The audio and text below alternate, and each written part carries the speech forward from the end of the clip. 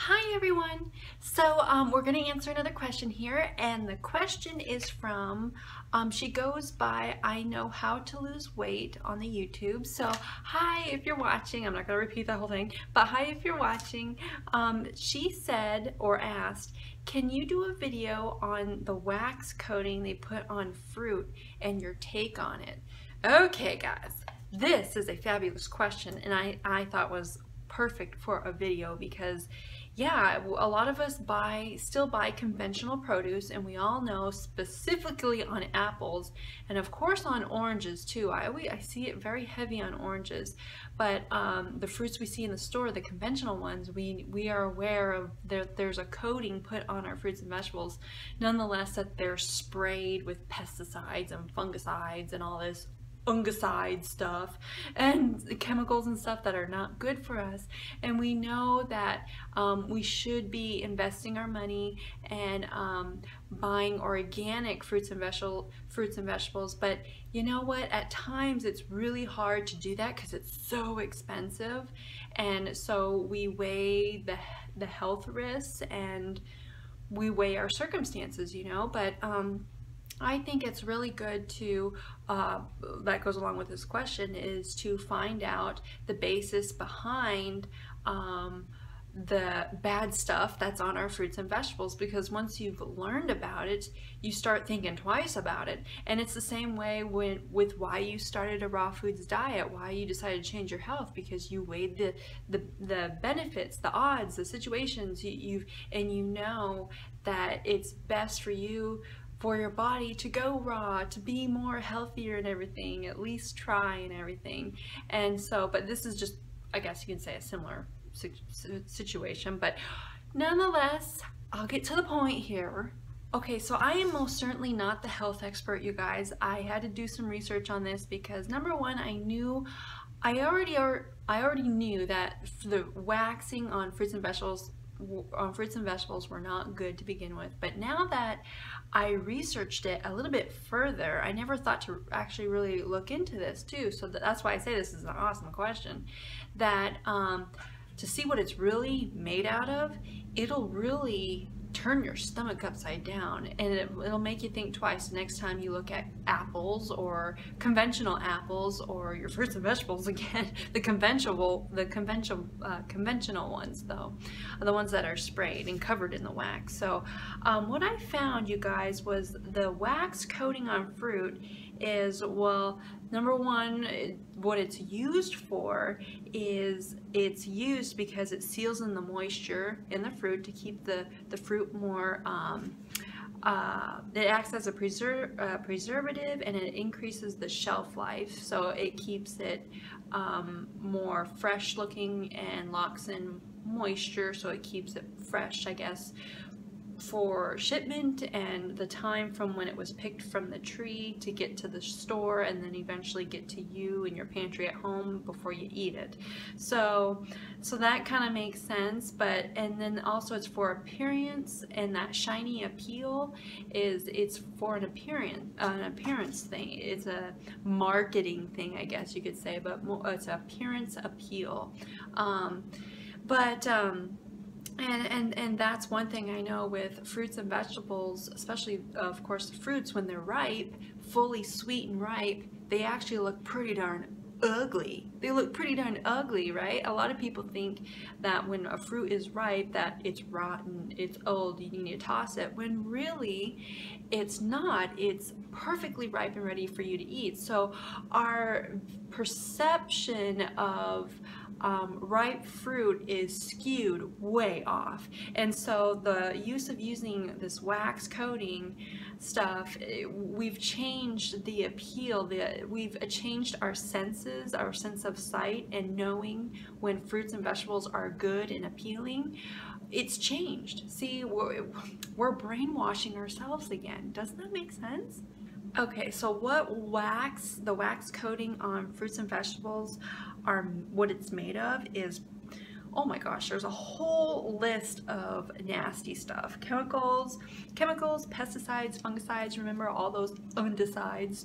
So I know from a general research is what I found is sodium lauryl sulfate, which is used in bubble bath, the bubble bath, foamy bubble bath stuff, wood rosin, copolymer substances, dyes may be used, and fungicides, beeswax, shellac, caoutchouc, and petroleum jelly. And these are all referred as to edible coating.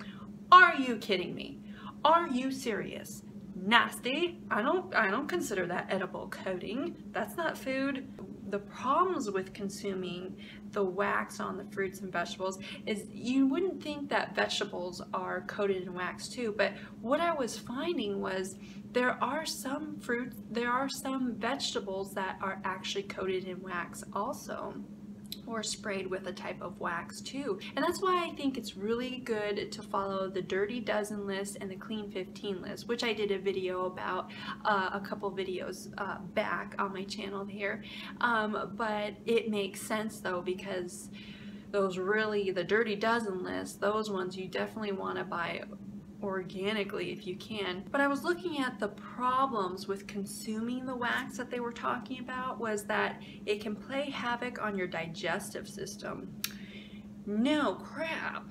It can harm your colon or your small intestines, and it can lead to health hazards like respiratory issues, ulcers, infections, and you also can at times feel discomfort after consuming it. So that makes sense, and I think when you consume it most definitely long term, you'll really start feeling the effects. But even short term, you can feel the effects. But don't dismiss those upset stomach feelings or those uneasy feelings. Really look at, well, okay, I'm eating fruits and vegetables and I'm eating them raw. What's going on? It could be a whole other different reasons, but that's another thing that I think it's good to look at too, is if, well, are you eating conventional produce too?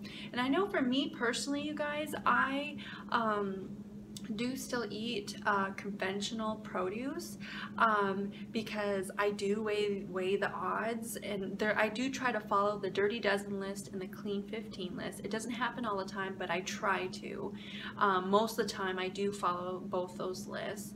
But I still consume conventional produce and actually wax covered fruits and vegetables now that I look at this and know what's really going on, now that I've kind of researched a little bit more into it. But I also wanted to read something also that I found on the internet, and it's just from general researching from a lot of the other websites I've looked at and everything too. They've kind of all said generally the same thing, but this one is from Wikipedia. I know there's a lot of different opinions and debates about where we get our information on the internet and everything, but I'm going from Wikipedia here because there's some other things that I started going deeper into, and it was quite amazing. So I just kind of wanted to read a little something to you real quick. So it's from Wikipedia, and it's about fruit waxing. So you can look it up to yourself. I just typed in what is fruit waxing, and Wikipedia, of course, is the first result. And I always find it interesting to look at with Wikipedia also. But it says fruit waxing is the process of covering fruits, and in some cases vegetables, with artificial waxing material. Natural wax is removed first, usually by washing. Waxing materials may be either natural or petroleum based. Now, number one, why would you wash off the natural wax to begin with? Because that's another thing I was researching, is the fruits and vegetables, a lot of them produce their own natural wax, coating, covering, protective outer covering, you know. And so if that's naturally there, why would you wash that off and put an artificial one that's going to destroy your health? But you know, there's another factor in it that's involved too, is that I mean, in this day and age, with so many people dispersed throughout the entire planet, we probably wouldn't have the amount of fruits and vegetables and produce available to a lot of people on this planet if we didn't do what we do.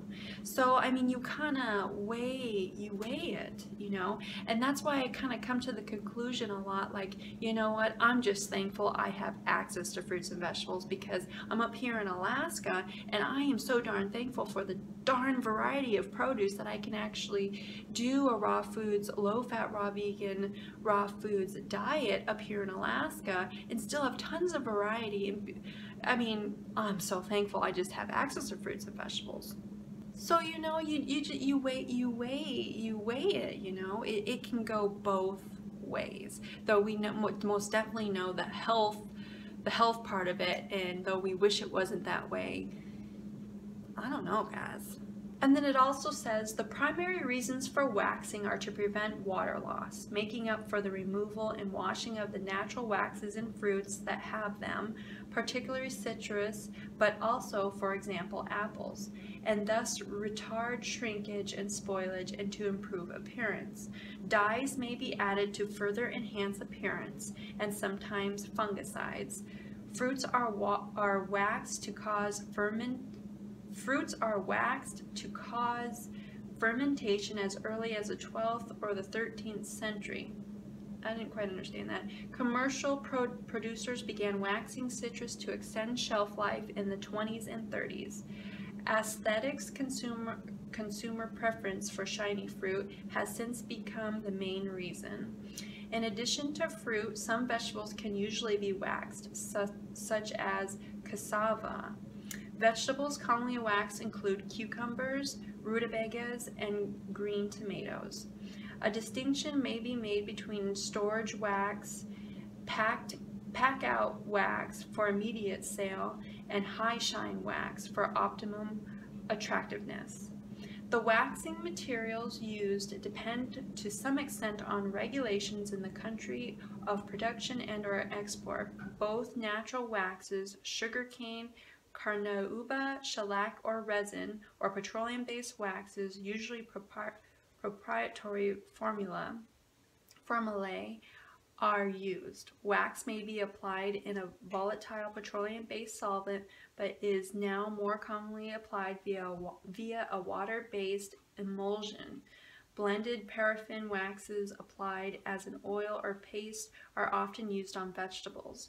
Brand names for waxes include Tel Prolong, Semper Fresh, Fruitox, Waxol, Fruit, Vegetable Clean, Nipro Fresh, and Deco Luster.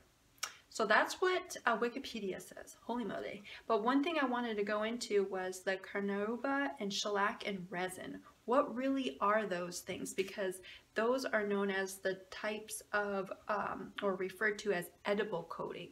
So what, number one, we know what sugarcane is, but number two, what is carnauba? And so when I click on that, carnauba wax says it's also called Brazil wax and palm wax. It's a wax of the leaves of the palm Coppernicea prunifera, that plant, a plant native to and grown only in the northeastern Brazilian states of Bahia, Rio Grande do Norte. There's a list of places there. Yeah, I get that point. It is known as Queen of Waxes, and in its pure state usually comes in the form of hard yellow-brown flakes. It is obtained from the leaves of the carnauba palm by collecting and drying them, beating them to loosen the wax, then refining and bleaching the wax. So that's carnauba wax. So what is shellac? Shellac is a resin secreted by the female lac bug on trees in the forests of India and Thailand. It is processed and sold as dry flakes and dissolved in ethanol to make liquid shellac, which is used as a brush on colorant, food glaze, and wood finish. Shellac functions as a tough natural primer, sanding sealant, tannin blocker, odor blocker, stain, and high gloss varnish. Shellac was once used in electrical applications as it possesses good insulation qualities and it seals out moisture. From the time it replaced oil and wax finishes in the 19th century, shellac was one of the dominant wood finishes in the Western world until it was largely replaced by nitroglycerous lacquer in the 20s and 30s. What in the world? Oh my gosh, that is not considered edible, for heaven's sakes. That's shellac. Okay, what is resin then? Resin in polymer chemistry and material science, resin is a solid or highly viscous substance of plant or synthetic origin that is typically convertible into polymers. Resins are often mixtures of organic compounds, principally terpenes. Not sure what that is. Many plants, particularly woody plants, produce resin in response to injury. The resin acts like a botanical bandage, protecting the plant from